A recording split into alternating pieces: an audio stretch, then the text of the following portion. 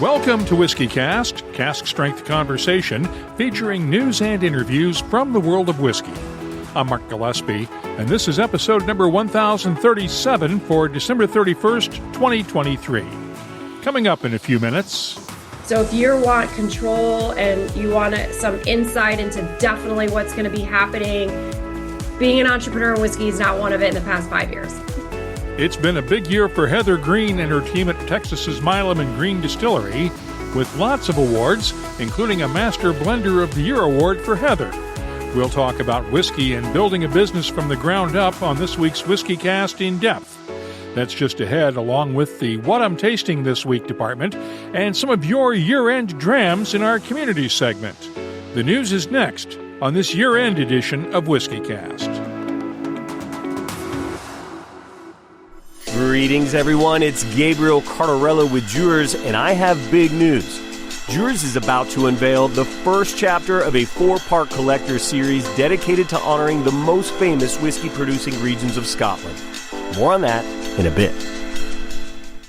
And now, a message from Robin Redbreast. Happy holidays! On behalf of Redbreast, here's to you and yours. Eating well, enjoying a redbreast or two, and getting all snug and cosy on the couch. Reminds me of my own nest. Sure, there's no cushions or blankets, but I do have some very fancy decorative twigs, let me tell you. Proud sponsor of WhiskyCast. Redbreast. Pass it on. Let's get started with the news. It's brought to you by the Dalmore. The week between Christmas and New Year's is the slowest week of the year whiskey-wise. Most distilleries are closed for the holidays, and there's just not a lot going on. That said, 2023 was a big year for whiskey news, and over the last few weeks we've been debating the top stories of the year in the WhiskyCast Community app. So, let's run down the top 10 stories of the year, starting with number 10. The retirements of some industry legends like David Stewart at the Balvenie, Ian MacArthur at Lagavulin, and Billy Layton at Ireland's Middleton Distillery. Together, those three gentlemen alone accounted for more than 150 years of whiskey-making experience, and that's a lot of institutional memory walking out the door. Number 9 was the decision announced in July by Gordon and MacPhail that it will stop filling new make spirit from other distillers into its own casks in 2024. While G&M still has enough stocks on hand to keep producing its independent bottlings for many years to come, the decision was made to focus on whiskeys in the future from its own distilleries, Ben Romick and the Cairn. But it still came as a shock for many whiskey lovers. As Dan poignantly said in the app, why, G&M? Why? Number 8 was the year-end decline in shares of Diageo and other publicly traded whiskey companies after failing to meet analyst expectations for sales. Diageo's London-traded shares ended the year down nearly 20%. The world's largest spirits company also saw a change in leadership at the top as Deborah Crew took over as CEO following the sudden death of Sir Ivan Menezes just a few weeks before he was scheduled to retire in July. Number 7 was a story of inaction. The TTB ended the year without ruling on an official definition for American single malt whiskeys. That left producers frustrated, but still optimistic that a ruling will come soon, sooner or later. And more distillers entered the category with the likes of Jim Beam's Claremont Steep and a Jack Daniel's American Single Malt. Number 6 was the drive to improve sustainability as more whiskey makers either dropped their cartons and canisters completely or switched to more environmentally friendly options. For instance, Brook Laddie dropped its tin canisters for the Laddie Classic altogether, while Irish distillers replaced the bespoke wooden cabinet for Middleton Very Rare bottles with a recyclable alternative case. Number 5 was the story we reported on last time around, the decision by European Union leaders to freeze a scheduled return to tariffs on American whiskey imports for 15 months. That was followed by a U.S. decision announced this week to freeze tariffs on imports of European steel and aluminum for 2 more years. The tariffs in place between 2018 and 2021 saw American whiskey exports decline by 35%, and producers had been dreading a return to not only the tariff itself, but a doubling of that tariff to 50%. Number 4 was suggested by several app users and came as a bit of a surprise. The findings of the Our Whiskey Foundation's Do You Even Like Whiskey survey. It showed significant discrimination and sexual harassment reported by women working in the whiskey industry, with 87% of those responding to the survey saying they felt women working in the industry experience more challenges at work than their male colleagues. You can listen to my interview from September with Our Whiskey Foundation founder Becky Paskin in episode 1020 of WhiskyCast. It's in the archives at WhiskyCast.com. Now, the top 3 stories of the year could all be linked together. Number 3 was the decline in Scotch whiskey exports post-pandemic. Export sales fell by 3.6% in value and 20% in volume over the first 6 months of the year, compared to the same period in 2022. That period set a record for both export volume and value as markets restocked following the pandemic. Number 2 was the huge tax increase in the UK that took effect in August. The 10.1% hike in excise duty was the largest hike in 40 years and was said by economists to be partly to blame for the rise in Great Britain's overall inflation rate.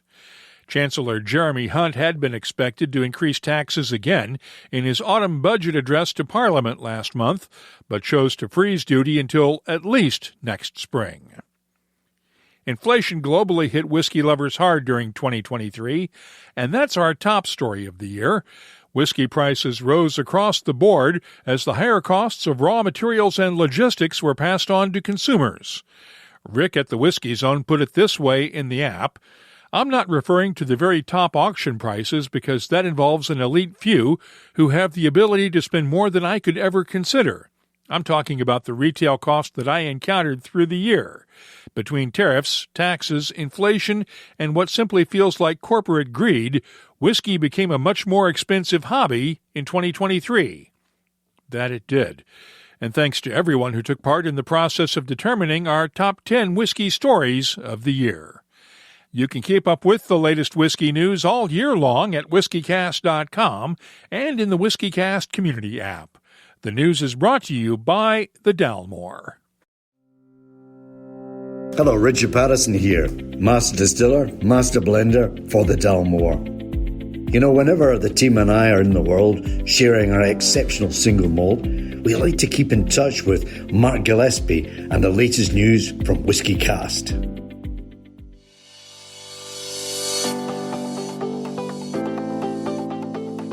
Let's open up the calendar and look at some of the major whiskey events coming up in 2024. I'll be at the Victoria Whiskey Festival in Victoria, British Columbia, January 18th through the 21st. The New Orleans Bourbon Festival runs from March 20th through the 24th, and Whiskey Live London is on the 22nd and 23rd of March. The Spirit of Speyside Festival runs from May 1st through the 6th, and tickets go on sale at noon GMT, January 31st. Beijing, the Isla Festival of Malt and Music, is May 24th through June 1st on Isla. Maltstock takes place September 6th through the 8th in Nijmegen, the Netherlands, the same weekend as the Whiskey Show in London. The Kentucky Bourbon Festival is September 13th through the 15th in Bardstown, Kentucky, and Whiskey Live Paris is September 28th through the 30th. Finally, the International Whiskey Festival is October 4th through the 6th in Ghent, Belgium. Obviously, that's a partial list, and not all event organizers have announced their 2024 dates yet. If you're organizing a whiskey event, let us know about it, and we'll add it to the calendars at WhiskyCast.com and in the WhiskyCast Community app. And now, a message from Robin Redbreast. Not to throw shade on other holiday gifts, but gift cards, really? First, you can't pour, sip and share them. And second, they're so small that you can easily forget about them. Wait, do people say that about me? Proud sponsor of WhiskyCast. Redbreast. Pass it on. WhiskyCast In-Depth is brought to you by Mortlock and the Classic Malts lineup. Building a whiskey business from the ground up isn't for the faint of heart, but that's the task Heather Greene took on 4 years ago with Milam and Greene Distillery in Texas.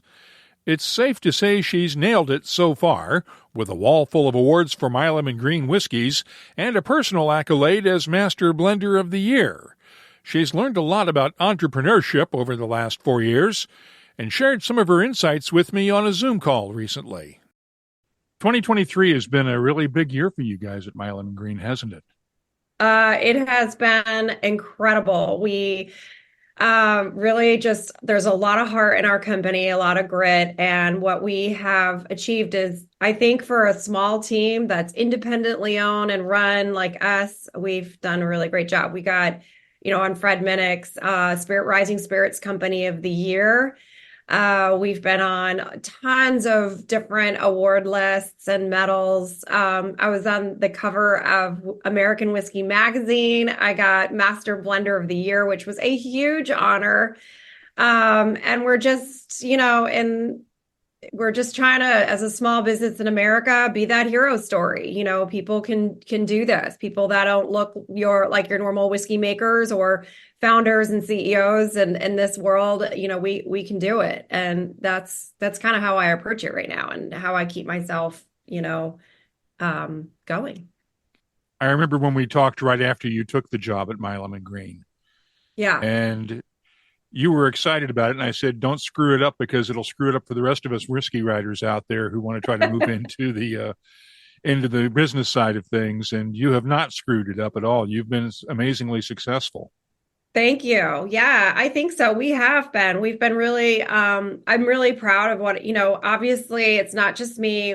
We have a wonderful team that we've built, and it's a lot of testament to their hard work as well. So, when you're it's interesting when you say that, like going from a whiskey writer, whiskey expert, my book, and all the stuff that I'd done did not necessarily 100% translate to what it's like to build a business in America.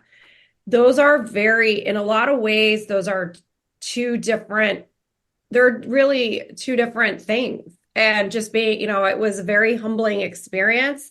I had to really dig deep on learning about leadership, learning about what it takes to be CEO, building a product market fit, thinking about my consumers, like pricing, P&L statements, all these things that as a writer, you don't really think about. And it's been really humbling. Now, whiskey is the vehicle. In a way, I think of it as like the vehicle that I use to learn about building a business in America. And in that way, we've been able to catapult really quickly because I said catapult and the little cat was in your background. That was my ADD moment. So, but we're really catapult. But the fact that I knew about whiskey really was like catapulted Milam and Greene. It was like the combination of knowing whiskey and then being curious about how to run a business. I don't know how, I think I don't know how a craft distiller can do it without knowing about business and without knowing about running a startup and then learning about whiskey at the same time would be really tough, I think. That's what I think. What have you learned? I learned about it. So we launched before the pandemic. We launched about, literally a couple months before the pandemic. And I think what I learned building a business during this time is, one, it's all about people and relationships. If you don't have great relationships, believe in your people, that becomes much harder. So having that emotional intelligence to understand people, to read people, empathy is really important when running a business. Embracing uncertainty. So I built Milam and Greene during these really wild times in the past 4 years. So starting to embrace that uncertainty is just part of the game, right? So you're just not going to really know. None of us did. So, and then, it's about embracing that unknown and then every day thinking of it as, okay, there's just these challenges and we're just going to move these challenges out of the way and go one step forward. So rocks this way, rocks that way in your path and go one step forward, and not really knowing and being comfortable that you're on a journey and you don't really know what adventure awaits you. So if you want control and you want some insight into definitely what's going to be happening, being an entrepreneur in whiskey is not one of it in the past 5 years. So I learned about that, embracing uncertainty. is quite important. Learning not how to feel victimized by circumstances. So, a lot of people feel victimized when in business, when things happen, it's about trying to figure out how you be the hero of your own story, right? So you're like, okay, how do I pick myself up? Go forward. Okay, there's a pandemic for us. Everything's shut down. There were no distributorships that were going to take us anywhere. Like, how do you survive that? And then there was the supply chain. And then there was this year was really crazy with consumers. So like I said, these weren't skills that being a whiskey expert taught me. These are skills that I had to learn being an entrepreneur in America. And I think any entrepreneur is going to actually have felt these things. So I think bracing uncertainty, those relationships, never feeling like a victim to circumstance, because that is the antithesis of building a company. You can't build a victim, means you're out of control, right? So if you have no control, how do you build a company? So it's about embracing that. I mean, I could probably talk a lot about these things, building a business. So, and just the grit, you're going to need grit. It's not for everybody. That uncertainty carries risk for any entrepreneur. And I would say you have to be able to stomach risk, which I do. Which you've learned to do. I've learned to do. Well, I would say, Mark, being a writer and a musician before this, there's a certain amount of risk in that too, Yeah. I think other things that really help entrepreneurs would be a self-awareness. So understanding how people perceive you in the world and being able to be self-aware of where your own limitations are. So where you need help and to be able to ask for help is really important, I think, in a business. That vulnerability and self-awareness is really important too. And then you combine that with curiosity, right? So you have to be curious about the world and yourself and the challenges. And I think that would be my recipe for success. So let's see, how do we round that up? Embracing uncertainty. Don't fall victim, be the hero. Relationships matter. Self-awareness, curiosity. How about that? Those were my 5 big tips for what I learned. You said goodbye this year in the last few weeks, to 2 of your long-running series, with the White-tailed Buck release and the Wildlife Collection series, and then also the Castle Hill series in the last couple of weeks. What do you have on tap for 2024 to top those? Okay, I'm glad you asked. So, yeah. Well, you are right. There is a little bit of sadness when one of your products is no longer something that you can provide. So that's the nature of whiskey. And you don't always have exactly the same. And there was a point with the Castle Hill series that, that's an old whiskey and we're down here in Texas. We had to dump those barrels. Those barrels were finished. Those were never going to survive another year in Texas. Right, Mark? So we actually had to dump the rest of them and use them. So Castle Hill is for all intents and purposes, it's done. And that's definitely a challenge. Because I love that product so much. If anybody hears that, go get it. It's done. It's finished. And I freaking love that product. The Wildlife series, actually, good news is it was so popular that we are going to be extending it into 2024. But the Wildlife is now, there's a surprise I won't tell you, but we're going to still embrace the wildlife nature of Texas. And there will be another whole series in 2024 following the success of that project. That project was really amazing because I think people love the idea. People love the idea of rarity and single casks. But also it's really talks a lot about climate and how climate will affect and interact with that whiskey to really create some interesting character. And I think we all see that that's the future of whiskey.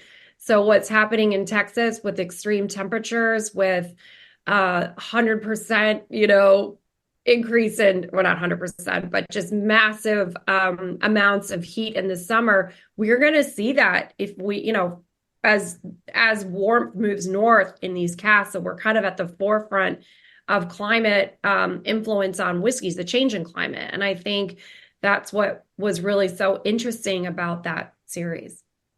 So we're going to continue it. And then I have a few surprises up my sleeve. So of course. have no fear. You embraced sourcing early on. I did. I got a lot of bullets to my back early on. I did. And Mark, I wrote about before I started Milam and Greene, I'd written about sourcing, and there was an article I wrote in one of the publications. I can't remember which one. It might have been the Daily Beast on, does a distillery have to do its own distilling?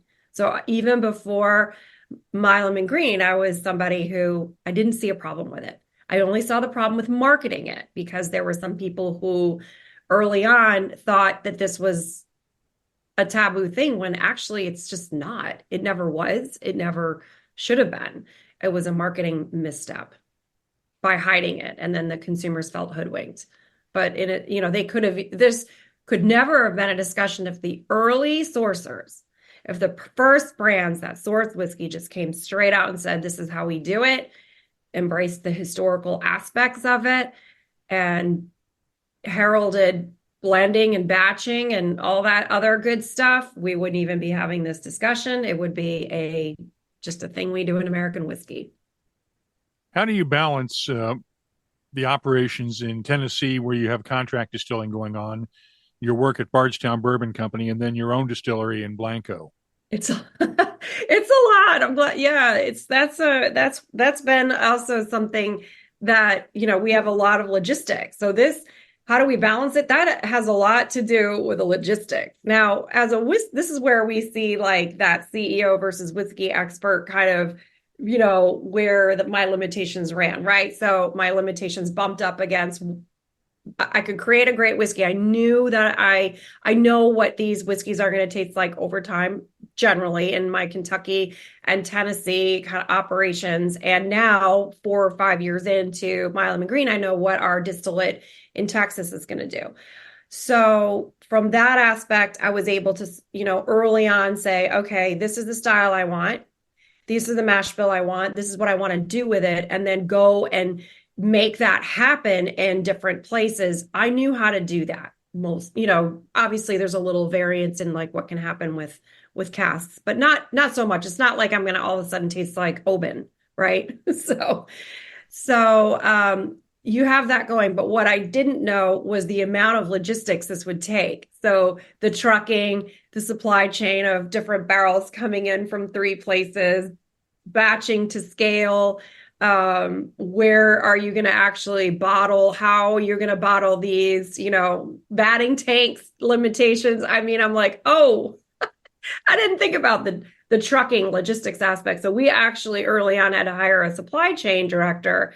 And I think early on in a craft brand such as ours, it's not something you would have necessarily done early on. But with the Milam and Greene model, we have trucks coming in and out. We have barrels coming in and out. We have our own operations. We've got blending, batching, all that kind of stuff. So that's how we deal with the different states. We have somebody very dedicated to the transfer and the trucking and the logistics and the warehouse management for all that. It's a lot more complex than most craft distillers. It's very, what we do, I'm glad you said that. What Milam and Greene done is actually very complex.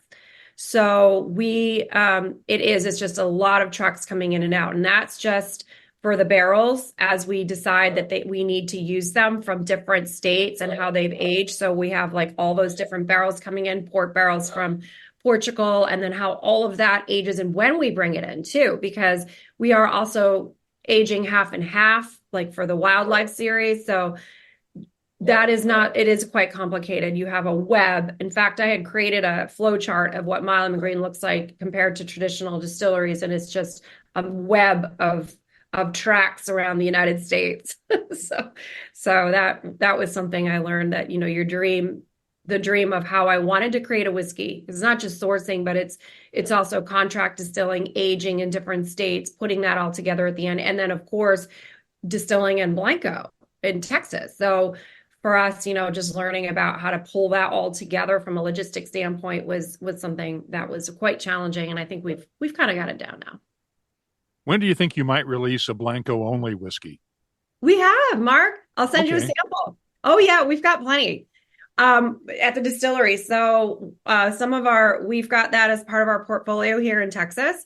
Again, going back to the challenges that we were facing through the pandemic and supply chain is that we were upgrading from a small still to a much larger still, and we had a shutdown of about a year and a half while we were going through, we're in the middle of the country. So, getting the right, obviously, I don't know if everybody remembers this, but like trying to find labor in not last year, but the year before, the labor and the supply chain and the pipes I'm thinking pipes because I remember like for how long it would take us to get certain pipes into our distillery. There was a moment where we couldn't even find, there was a specific,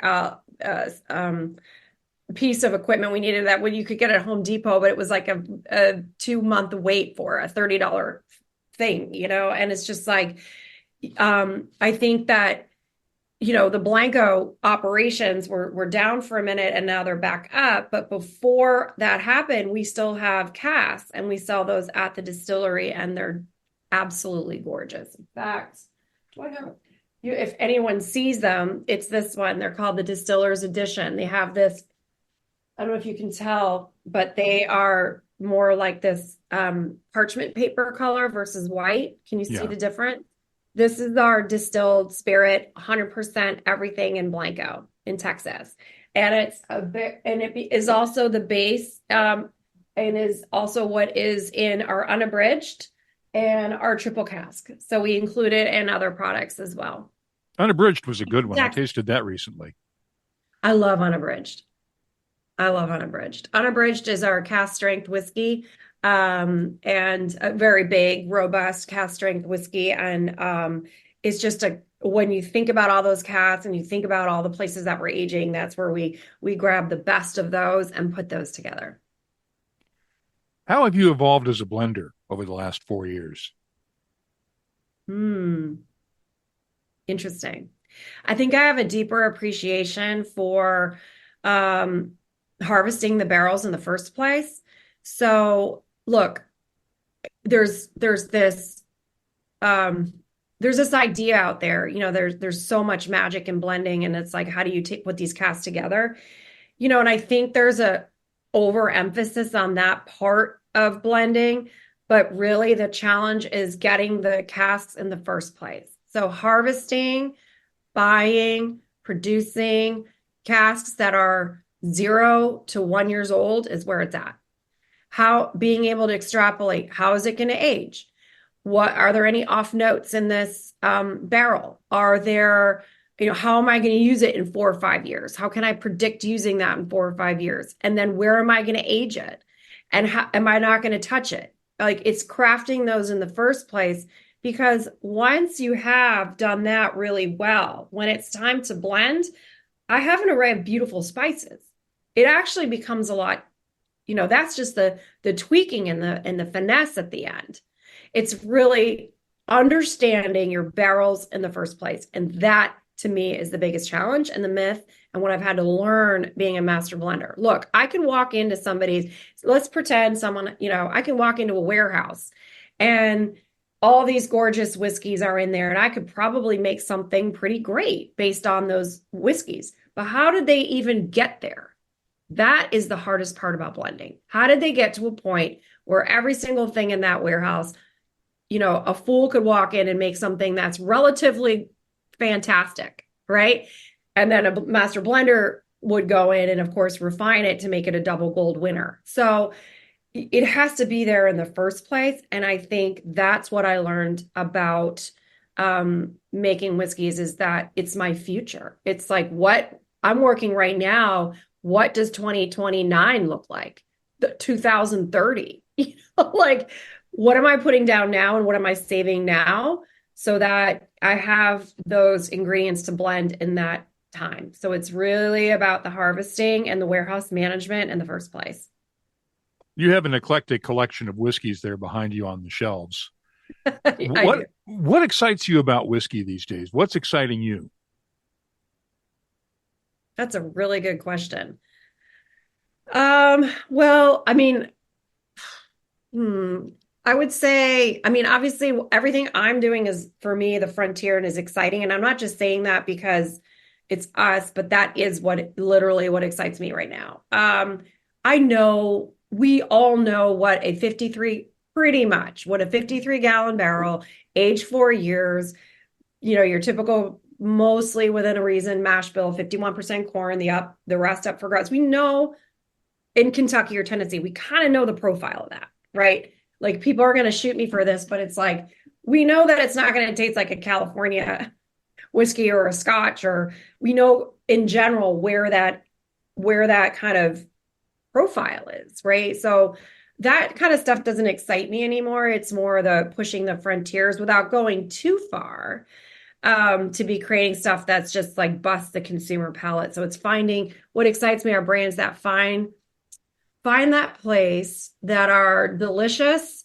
elegant, refined, that taste a little different than a Kentucky or Tennessee whiskey, but not as crazy as some of the craft stuff I've tasted. That excites me. I can't think of many brands that do that. Can you name some? No, I'm trying to think in my head. Balcones with their single malts. That would be a good example. So it's delicious and tasty because they're making beautiful single malts in the first place. Doesn't taste exactly like Scotland, but it's still delicious.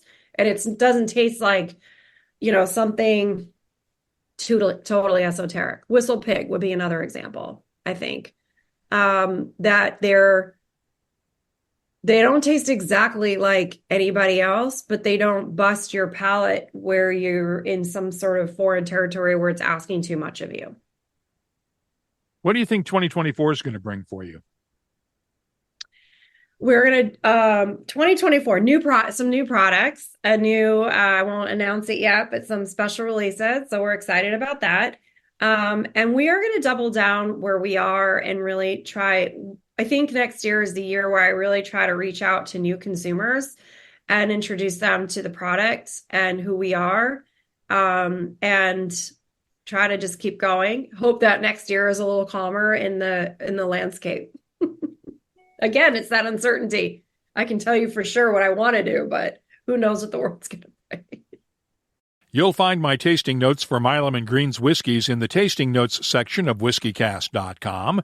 And thanks to Heather Greene for spending some time with us on this week's WhiskyCast In-Depth. It's brought to you by Mortlach, whiskey's best-kept secret. Hidden away for decades in some of the world's most famous Scotch whiskeys, comes a single malt inspired by an original for a fortunate few. Discover the entire Mortlach lineup at malts.com. The What I'm Tasting This Week department is brought to you by Sagamore Spirit. I spent some time exploring peaty whiskeys this week, starting with the Toreveg Alt Glen batch strength version of its Legacy Series single malt that I reviewed back in May. This version is bottled at 61.1% ABV. The nose is smoky and briny with a touch of maltiness and hints of smoked salmon and lemon pepper spice. The taste is thick, oily, and very spicy with lemon pepper, allspice, and ground peppercorns. A subtle smokiness lingers in the background, along with hints of smoked salmon and honey. The finish is long, with lingering spices and smoke. I'm scoring the Alt Glen batch strength from Toreveg Distillery on the Isle of Skye, a 94. Next up, the Smokehead High Voltage Isla Single Malt from Ian MacLeod Distillers. This one is bottled at 58% ABV. The nose has touches of smoked salmon, brine, seaweed, and a gentle smokiness with just a hint of honey. The taste is smoky and complex with black pepper, sea salt, smoked salmon, seaweed, and a hint of honey. The finish, long, smoky, and mouth-filling with lingering pepperiness and smoke. This one lives up to its name. I'm scoring the Smokehead High Voltage a 93. Now let's look at the latest Lagavulin Distillers Edition release, finished in PX Seasoned American Oak casks. It's bottled at 43% ABV, and the nose has a subtle smokiness with sea salt, oak tannins, and just a hint of honey. The taste is slow to come around, but when it does, look out. There's a nice complexity of figs, toffee, peat smoke, and honey. The finish, long and smoky with just a hint of spice. I'm scoring the Lagavulin Distillers Edition a 91. I'll have more tasting notes in just a minute, but first, our tasting notes are brought to you by Sagamore Spirit, a 200-time award-winning Maryland-style rye whiskey. With a determined focus to create the best rye whiskey imaginable, Sagamore's team of distillers crafts each spirit with a nod to both tradition and innovation. Find their signature, Double Oak, Cask Strength, or Reserve Series ryes at a retailer near you. Visit SagamoreSpirit.com and please drink responsibly. Back in September, I shared my tasting notes for Bruichladdich Octomore 14.3 single malt, but never got around to tasting 14.1 and 14.2. Let's take care of that right now. Both are identical in that they're 5 years old and peated to 128.9 parts per million of phenols, but the difference is in their maturation. 14.1 is matured entirely in American oak, and the nose has touches of honey, butterscotch, black tea with lemon, and a subtle smokiness. On the palate, smoke and pepper build gradually to a sharp peak, with hints of heather, honey, and butterscotch in the background. The finish is long and smoky with a lingering spiciness, and I'm scoring Octomore 14.1 a 94. On the other hand, Octomore 14.2 is matured in a combination of ex Oloroso sherry and Amarone casks. The smokiness is masked entirely on the nose by touches of red grapes, heather, plums, and raisins. The taste starts off fruity at first, then peppercorns hit with a punch, while notes of raisins and plums come out in the background as the spices fade, for a nice complex palate. The finish is long and dry, and we finally get a subtle smokiness to go along with the lingering spice. I'm scoring Octomore 14.2 from Bruichladdich a 93. The What I'm Tasting This Week department is brought to you by Sagamore Spirit. I'll be adding these tasting notes to our searchable list of more than 3,600 different whiskeys from all over the world. Check it out this week at WhiskyCast.com. At Dewar's, we are gearing up to unveil a prestigious 4-part collector series of exceptionally high-end blended malts. The first gem in this collection, none other than the extraordinary Dewar's Double 37-year-old, a blended malt that is nothing short of remarkable. The Double 37-year-old undergoes Dewar's cutting-edge 4-stage aging process, meticulously designed to draw out the essence of whiskey barrels dating back to the late 80s. The result? An impeccable balance and a level of smoothness that is off the charts. To pay homage to the Speyside whiskey producing region, it gets an extra tip of the hat with a finishing process resting in Oloroso sherry casks that once cradled the prestigious Altmore single malt whiskey. As for the taste adventure, brace yourself for captivating notes that include the warmth of cinnamon, the velvety sweetness of heather honey, succulent juiciness of peaches, zesty pops of orange peel, and a decadent shower of brown sugar. And let me be clear, I'm merely giving you a glimpse of the sensational flavor adventure this whiskey has in store. This exceptional whiskey, though, is a rare find, so stay vigilant and find it at a store near you. Let's open up the WhiskyCast Community app and see what people are talking about this week. Our community segment is brought to you by Waterford Whiskey. I always ask around New Year's what your final dram of the old year and first dram of the new year will be, and the responses are already coming in. Scott Rogers posted a photo of a wee sample bottle with a handwritten label. This will be my final dram of 2023, a 15-year-old Ben Nevis distilled in 1966, a sample bottle given by a friend. NTX Matt posted this comment, I still have a couple of bottles of the old cask strength Macallan before it went off market. I believe that I will sign off 2023 with that in my glass. Juan Cruz's last dram of 2023 will be Glenfarclas 25-year-old, and he plans to start off the new year with Redbreast 27-year-old. And Steve W. says, it's beginning to look a lot like Buna Fagial Canasta deliciousness. From X, Two Broads Abroad is also in a Bunnahabhain mood, planning for Bunnahabhain 12-year-old cask strength. Happy New Year, they say. And at Purse de Jean says, ending the year with Knob Creek Single Barrel Reserve for sure. And I think my first in 2024 will be Speyburn 16-year. And finally, Donald Hanna posted Lafroig on New Year's Eve, probably one of Dr. Don Livermore's older creations on New Year's Day. Happy New Year to you and yours. And here's wishing you a happy and dram-filled New Year as well. If there's anything you'd like to share with whiskey lovers around the world, download the free WhiskyCast Community app for iOS and Android from your app store and join the conversation. You can also find us on X, Threads, Facebook, and Instagram at WhiskyCast. The email address is comments@whiskycast.com. Our community segment is brought to you by Waterford Whisky on the web at waterfordwhisky.com. 100 individual farms of Irish barley, separately harvested, malted, fermented, distilled, and matured. Is that too much effort? Perhaps. Unless you're interested in flavour above all else. Waterford Whisky, the most naturally flavoursome single malt. Let's close out the show now with Behind the Label, our look at the history, science, and people who make whiskey unique. The seasons are changing. Distilling seasons, that is.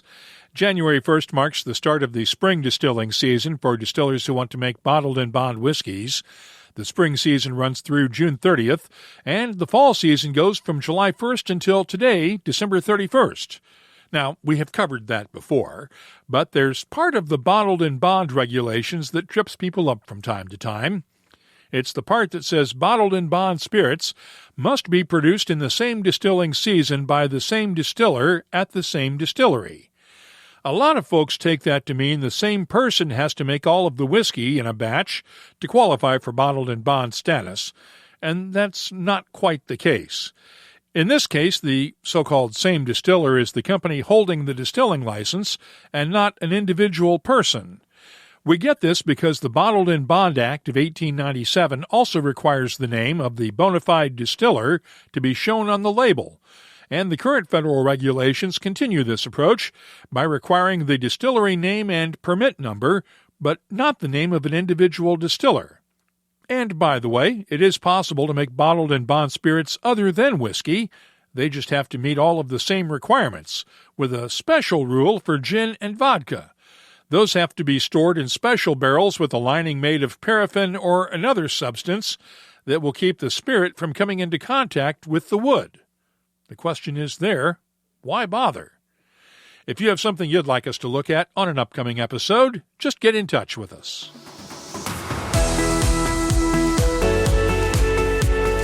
That's all for this week's episode of WhiskyCast. You'll find links for the stories in this episode in our show notes at whiskycast.com. That's also where you'll find the latest whiskey news, my tasting notes, the calendar of events, the whiskey photo of the week, and, of course, a complete archive of past episodes going all the way back to 2005. Get in touch with us on X, Threads, Instagram, and Facebook at WhiskyCast, or you can use the WhiskyCast Community app. Download it today from the iOS and Android app stores. Our email address is comments@whiskycast.com. And now, a message from Robin Redbreast. Mark, how are you, buddy? A quick thank you for letting me loose on WhiskyCast this past year. Oh, cheers for letting Dave tag along too. And happy holidays from all of us at Redbreast. We'll see you in Cork again soon, but until then, sláinte. Proud sponsor of WhiskyCast. Redbreast. Pass it on. Dewar's Double 37-year-old blended malt whiskey is a true collector's treasure, a rarity worth hunting for and cherishing, perhaps sharing with the lucky few. Please drink responsibly. Copyright 2023 Dewar's Blended Scotch Whiskey, 48% alcohol by volume. WhiskyCast is a production of Cask Strength Media, copyright 2023, and comes to you from the charming, yet regrettably dry town of Haddonfield, New Jersey. I'm Mark Gillespie, reminding you that when you drink, please drink responsibly. Thanks for listening, and have a very happy New Year.